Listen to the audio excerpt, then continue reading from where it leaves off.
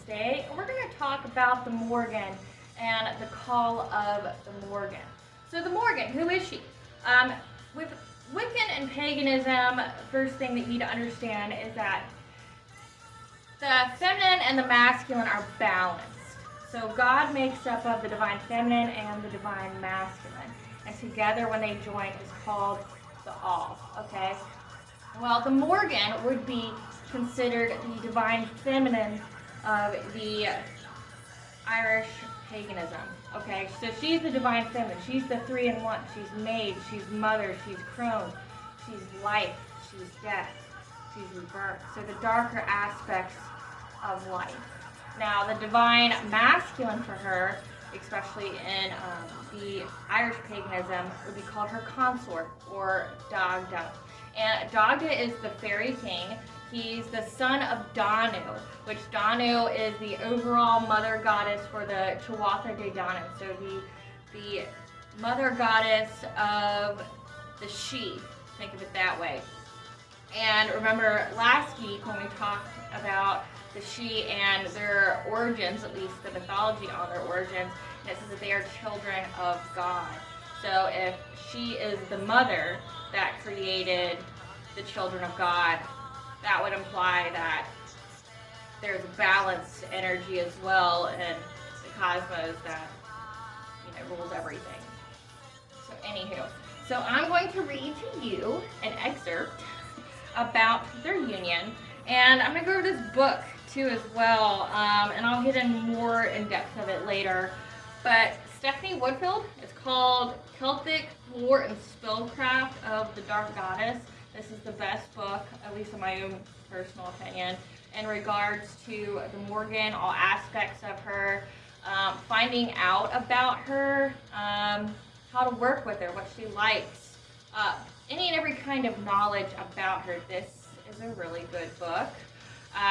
There's a lot of books out there now. There used to not be, but there is now. This one I just feel has the best information in it. Just my own tidbit on that. So when it comes to the Morrigan and Dagda, I'm going to read you a little story. On the eve of Samhain, while the Tuatha De Danann were gathering their army, they sent the god Dagda to delay the Fomorian attack and to spy on the enemy. While searching for the Fomorians, Dagda happened upon the Morrigan while she was washing herself in a river. 9 loosened tresses were on her head. The Dagda converse with her, and they make a union. The bed of the couple is the name of the stead thenceforward. The woman that is here mentioned is the Morrigan. Dagda had sex with the Morrigan astride the river, and she was so pleased with his performance that she prophesied victory for the Tuatha De Danann. She also told Dagda where the Fomorians would land and pledged to help in the coming battle, specifically by killing Indek, one of the leaders of the Fomorians. It is not specifically mentioned how the Morrigan knows where the enemy were planning to land, but as she had a vision of the Tuatha De Danann emerging from the battle victorious, it can be assumed that she also used her second sight to learn this information. The Morrigan's coupling with Dagda is one of her most well-known appearances in Celtic mythology and is rich with symbolism. Dagda, whose name means the good god, was known for his immense appetite for both food and sex. He is often portrayed as a comical figure, able to laugh at himself and ready to enjoy everything life has to offer. In many ways, he was the Morrigan's polar opposite, representing life, mirth, and abundance, where she is life, death, rebirth. Together they represent the full spectrum of the life cycle. Life and death meet and join as one through the union of the god of life and abundance with the goddess of death and rebirth. And she has many guises as well. And this is also throughout different spiritualities and mythologies. So her guises range from Anu, or Queen Anya. She's the fairy queen. There's Maka, or Rhiannon, as her Welsh counterpart, which is the horse goddess. There's Bob, which is the washer at the ford, the crone. There's Nivain, Nivan, it's spelled Nivain. Nivan, who is her battle fury. She's depicted as the Phantom Queen, the Queen of Sovereignty. So in Ireland, they're all about sovereignty. I mean, that definitely can be portrayed all throughout their history as a country. But she is the Queen of Sovereignty, which means you were not a king unless you fed her. for Ireland. So she controlled who were kings. And what she did was she tied the health of the land and everything to do with the land to the king. So say if the king was sick, the land would be sick. If the king was greedy, the land would be barren and there wouldn't be anything to feed the people. And then once it got to the point of the people suffering and that the king couldn't be on there, she would instill a younger king. She's also Morgan Le Fay in the Arthurian legends, Arthur's sister, that he also had sex with to create Mildred. So it's an odd story, but she is considered a mistress of Avalon as well. So I'm going to go over just different pictures of what it looks like. So here's depictions of Dagda. As you can see, he's the father, and then he's, you know, the sex-filled, hungry young man. And then you have the Morrigan. She's the fairy queen. She's the mother. She's the crone. Fairy queen again. She's the woman filled with passion, the lover. She's the phantom queen, the shadow people, where you see a shadow of a figure, but you cannot see through the shadow like you could other shadows, and you see it move. Her. And then you have another version of the mother, between the mother and the crone, just having the infinite knowledge, as is depicted here in this picture.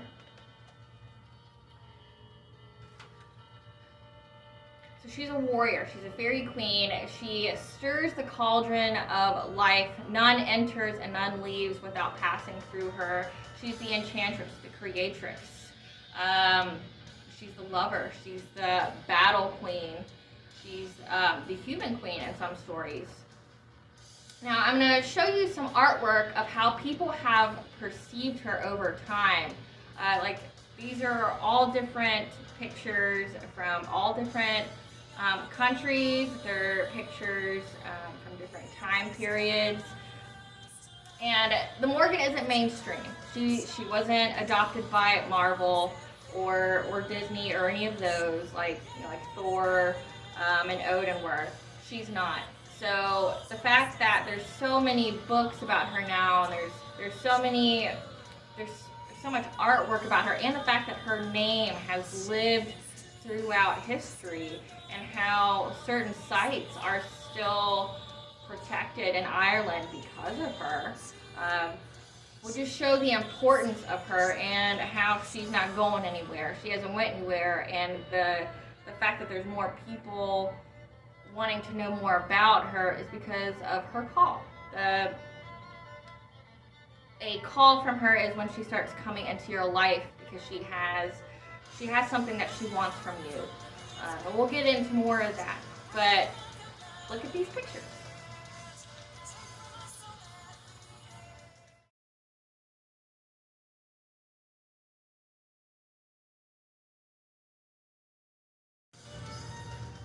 So after looking at all the artwork, as you can see, she looks generally the same. She has pale skin, a very angular face, high cheekbones, red lips. Sometimes she's depicted with black eyes. And it seems like her mother and crone face, she has black hair. But it seems like when it gets to her maiden guise, people depict her with red hair. So she is a shapeshifter, so it makes sense that she can change, how she looks at any given time. She can also shapeshift into a crow, which is one of her totem animals that works closely with her. Like I said, there's a lot of books about her. I have a couple of them, which I will go over with you. I've got the Celtic Lore Spellcraft from Stephanie Woodfield, sorry. As I stated, this is a great book. There's a lot of books out there, but from my experience, she's one that is not a Wiccan. It seems like to me the ones who are Wiccan that are trying to depict the Morrigan, they don't go about it the right way. Just personal opinion. And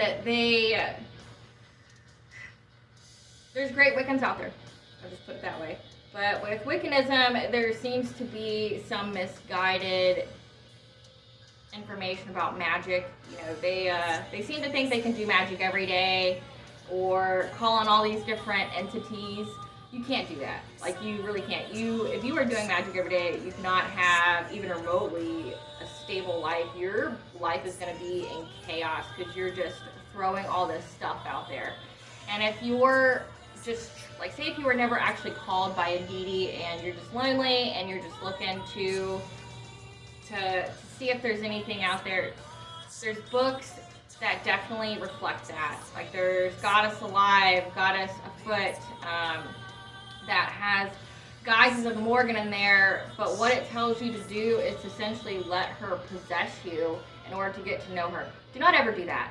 Do not ever do that. If you do not know who you're working with or what you're trying to work with, do not do anything like that. So I would steer away from the Wiccan version of the Morrigan just because she is a very powerful deity, and if you're just trying to see if there's something out there and you call on her, like one of the stories I read online, it was about how these girls had a slumber party and they decided to call on her, and all the girls were horrified because they woke up in the middle of the night and someone's brushing their hair and there's a female laughing that they can't see anything. You're just going to horrify yourself because she doesn't take being called upon lightly. You know, if you call upon her, it's because you actually want her presence. If you're just doing it as a joke or just to feel something, like I know on TikTok they got the baby witches on there. It's like they're just doing whatever. Don't do that. Do not. If you're trying to really truly learn about the craft, and if you're trying to learn about gods and such, I would learn about it from a paganistic viewpoint because they're at least going to give you a warning and they're going to tell you how to do it the right way, versus like the Wiccan version of books.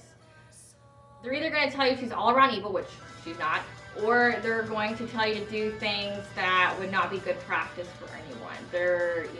I kind of view them as the puppies and daisies of the spiritual world. It doesn't work like that. There's cause and effect. There's, whatever you put out, you get back. So just don't do it that way. But this one, she's pagan, and she goes into it and she gives you actual knowledge that you would have. She gives her personal experience. She gives you spells to do, if you're trying to do certain things. It's just, if there was a Bible out there of the Morrigan, this would be it. And then I have a book called Irish Witchcraft from an Irish Witch from Lora O'Brien. I like this one as well. Again, she's pagan, she's not Wiccan, so she actually gives a true account of what it's actually like. So I'm going to read to you what the call of the Morrigan's like, what it means to be called by her. We'll just get into that, so that way you understand what it's like, because it's definitely an experience, and that's why I'm going to take some time to go over it. The Morrigan flies to the pages of history and myth like an uncontainable whirlwind. Upon ancient battlefields, she appeared as a raven, her wild shrieks and battle cry killing men where they stood. She could be a beautiful, lusty maiden 1 minute and a fearsome hag the next. To some, she appeared as a phantom, washing the blood-stained clothes of those destined to die along lonely riverbanks. To others, she brought unparalleled victory and protection. The Morrigan is full of mystery, magic, and contradictions. She is powerful and wise, but not always benevolent. Her nature not always apparent at first glance. Her wisdom not easily earned. Is she a tutelary goddess or a goddess of war? Is she friend to the Irish hero Cruachan or his greatest enemy? Is she loving or spiteful? In Irish mythology, the Morrigan refuses to be boxed into just one role. Just when you think you figured her out, she changes shape and becomes something else. As a shapeshifter, This seems only fitting. Although she is commonly labeled as a goddess of battle, this is an oversimplification of a very dynamic deity. Like many goddesses of the Celtic pantheon, the Morrigan fills multiple roles. She is the goddess of war, of fertility, of sovereignty, and magic all at once. It isn't surprising that the Morrigan is perhaps one of the most popular Celtic goddesses in modern paganism.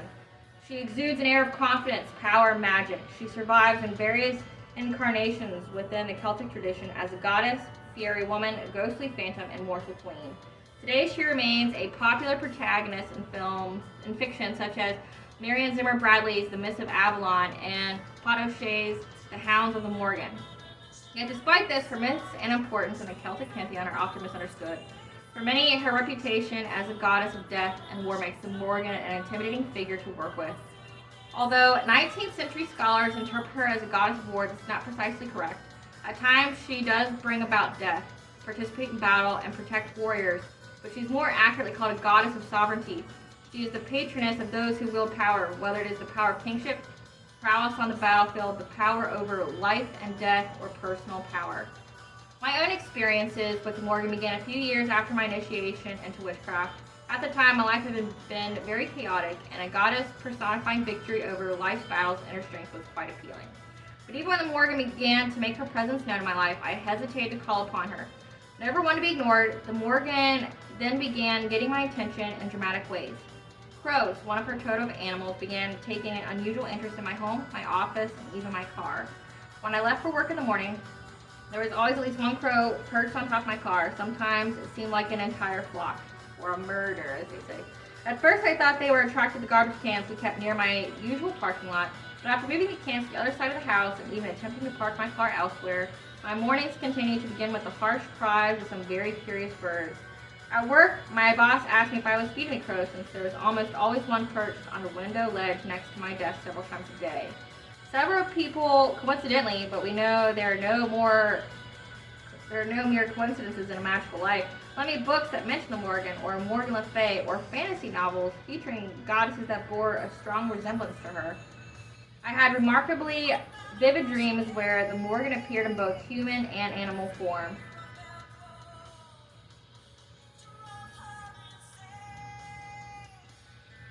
Finally, I decided to follow my instincts on the next new moon. I cast a circle and invoked the Morrigan. That first encounter with the Morrigan was one of the most exhilarating experiences I've ever had during ritual work. The Morrigan's presence was so tangible, her voice so clear, it was like nothing I had ever felt before. The beauty of paganism is that we experience our gods, and after the ritual, there could never be any question for me about the presence and reality of the divine. The Morrigan's presence radiated power and strength, and I couldn't help but wonder why a goddess who represented personal power and overcoming injustice would ever be described as a divinity to be avoided. Like I said, people, because she's considered a darker goddess, because she handles the darker aspects of life, they would call her evil. She's not. She's neither good nor evil, as the origins would state. She is technically a creation of God, probably an angel of some kind. After my initial experience with the Morrigan, I immediately began searching for more information about this powerful goddess, only to find very little that was useful. The more I searched, the more I began to understand the hesitation some felt toward working with her. Besides finding very little information about her history or worship, about all the information I found was negative. When I spoke to other pagans who had felt drawn to the Morrigan, our conversations usually revolved around whether or not it was safe to work with the goddess of death and war. Eventually, I realized that most of what I would learn about the Morrigan would be from the Morrigan herself. For someone who had learned witchcraft primarily from books, this was a daunting idea. Okay, so to speak on this, it has been very similar with me as far as like crows following me everywhere. I either have one or two, or there will be an entire murder of them that will follow me during significant times in my life. Or if you're going through something big, she will follow you to show you that she's there. But books is not a good way to get to know her. Getting to know her, at least from my own experience, is to experience her. I have never felt that she was evil. If anything, I've always felt her to be the mother, fully encompassed in the mother, and the mother protects and the mother provides. And that's something that means a lot to me. You know, we've been protected by her. I went through some pretty terrible things in my life, and she's been by me the entire time, guiding me, telling me what to do. The prophetic dreams are a big thing with her. If I were you, I would start writing down occurrences, things that are out of the norm. I would start journaling it, just so you can get the sense of doubt in your mind that it's all in your head. Like once you start collecting books of all the paranormal activity that's going on in your life, it gets harder to ignore or to convince yourself that you're crazy if things are happening, okay? And then another thing I'm going to read to you.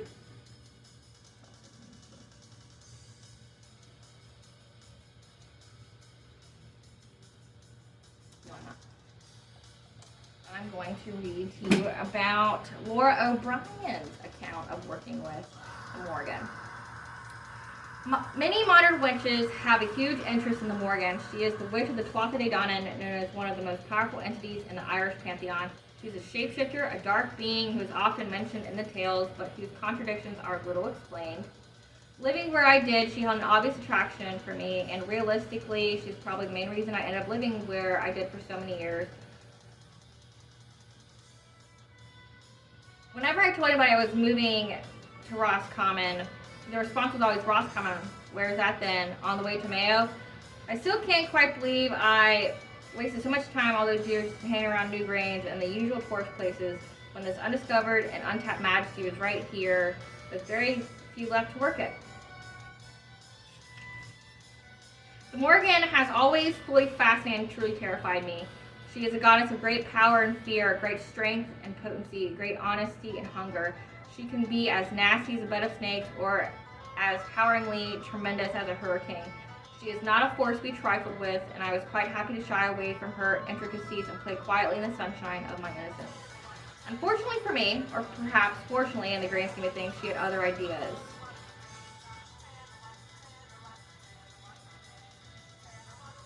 This point in time, I honestly don't remember which was the very first time I went to the Morrigan's cave. Tourists visit there regularly then and now. They troop down in the mud and the grime and the darkness, and they clamber back up and out into the light and go home again. Most are none the wiser of their slice of Ireland. It's just another sight, another check off their list of things to do. Some are disconcerted when they emerge, some are relieved, some can sense the curtain that is usually kept tightly closed in the places of power. Some few even feel they could reach out and lift it aside, see what is beyond the veil, even step through if only they dared. I knew, in theory, what was there. I could feel it in my dreams and on my visits to the sites of Cruachan. Over time, I came to understand that my relationship with the cave was leading to a commitment to something. I did not understand that it would be a commitment to her specifically, just to something. What I didn't know was what happened to me once I made that commitment. I brewed the knowledge that I gained about the caves and Rock Cruachan area, turned it over in my mind until it crystallized into jewels of ideas, nuggets of knowledge to be stored and utilized when I needed them. I stewed on the feelings that rose my breast to mention the Morrigan, the emotions and depth of knowing that were turned up inside me each time a crow called, each time I dreamed of her shifting shadow, each time I acknowledged the strength of the fear that stirred in me at the mere mention of her name. First time I went to the cave in desperation, seeking aid for a specific situation, which I thought at the time would come from the Tuatha De Danann generally through the otherworld entrance. Maybe didn't catch the healer could help. It was the Morrigan that showed up. I was not expecting her to be interested in a healing circumstance, but as I said, I was desperate. In that moment, in that space, a commitment was made. I got what I needed, and I agreed to work for her. I do not recommend going about things that way, though, so I will now turn you to what happened after that, which is more usual and generally useful to those of you reading here. From that point, she seemed to be everywhere in my life. I don't think I had fully resigned or aligned myself to what I agreed to in the cave. But she was calling me to do her work, and there is no getting away from that call. Everywhere I turned, I was reminded of her. The crows surrounded my home in their hundreds. Every day they shout at me. Her voice echoed in my dreams in strange snatches of dread and desire. I flew with those crows on their wheeling, wondrous flight through the expansive skies, and still do, in dreams and visions and journeys. My days were interlaced with longing and life, and my nights with dread and death. Every day and every way, she called. So I have it here, playing in the background, is a band that was inspired by her. This is an Irish metal rock band in Ireland.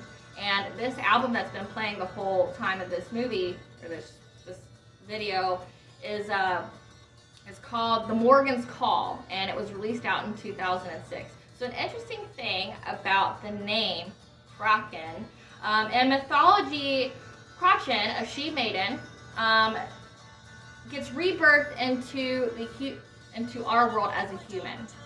There's a love story between Cruachan and Midir, and when she is reborn into the human world, Midir finds her and he takes her to the other world. So as stated, Cruachan is one of the caves that is protected in Ireland. It is one of the 6 royal sites in Ireland that is protected.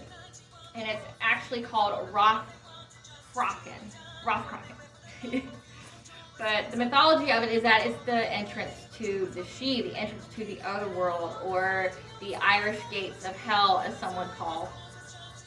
But as I've stated, there's books, there's art, there's all these different things out there where people have been called by her, and they're using it in whatever way. And so for me, a band would be to draw people to her. Books would be to provide more information for people who are learning about her or who have felt her presence and don't know what's going on. For me, for my call, I started out being really haunted. Toys in my house would come on late at night. I know people say, well, take the batteries off. I did. At 3 a.m. I'm washing dishes because at the time, I had 2 little babies, so I would wake up super early to do my chores. Well, I'd have this toy come on and go, nice to see you. Please come again. Goodbye. And then I do the normal thing where I would discount it and go, okay, that was just weird. Well, happened again. And this time, there's no toys touching it. There's no movement. So same thing. Hello. Nice to see you. Please come again. Goodbye. My child couldn't sleep in her bedroom because there was a presence in there. My ex-husband and I at the time, we couldn't sleep in our bedroom. We really slept in the living room because we kept seeing shadows move all around the room. It was just truly terrifying. And so I ended up going to a spiritual shop to, find, because I thought it was a ghost or something. I didn't know what it was. Come to find out after that, the shop owner, who happened to be very knowledgeable, she goes, well, maybe you're being called by something. And when I told her what was happening, I'd go online and I would, search in like shadow figures and stuff like that. Well, I ended up on this site.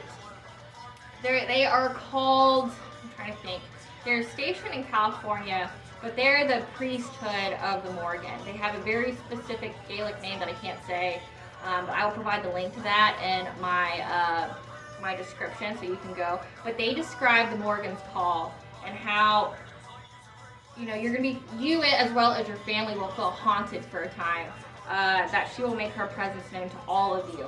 And that if you ever invoke her name with feeling, you belong to her.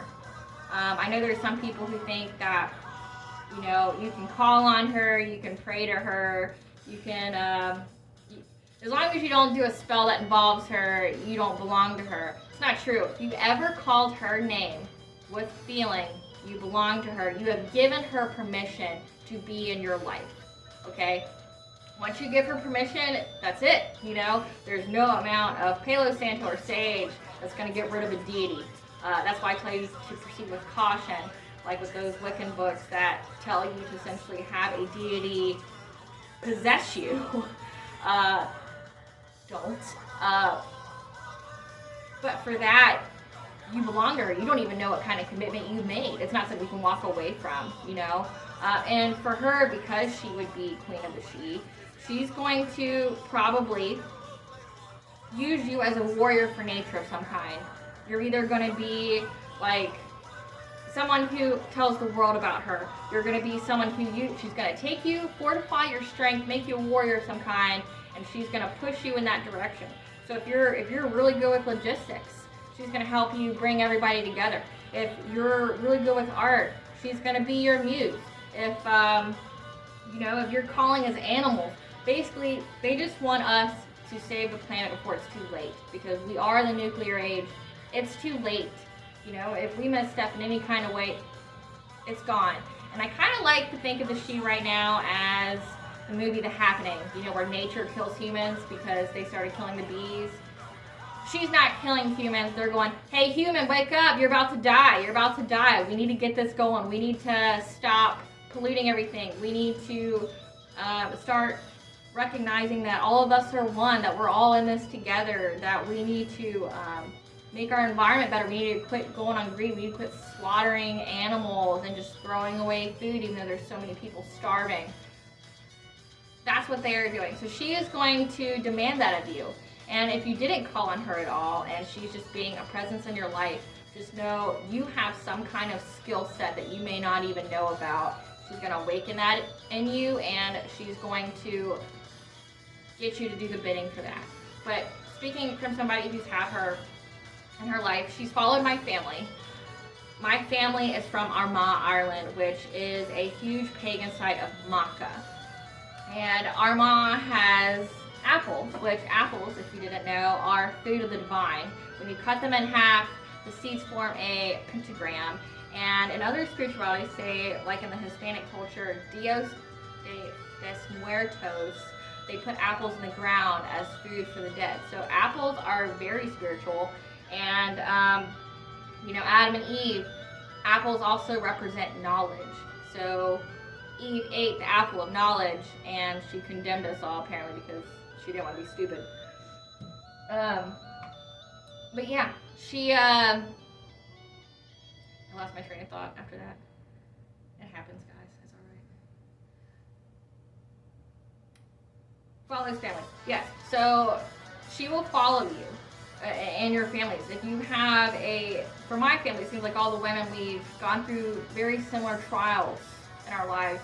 We all kind of have the same quirkiness. We're all very independent. We're all very vocal. We're all very, I would call us kind of dominant. We're tough, But yeah, the pagan site for her is in Armagh, Ireland, and that's close to Ulster, which is where the Tuatha De Danann were. So for my family, it's the gift of intuition that I have. It's the gift of dreams.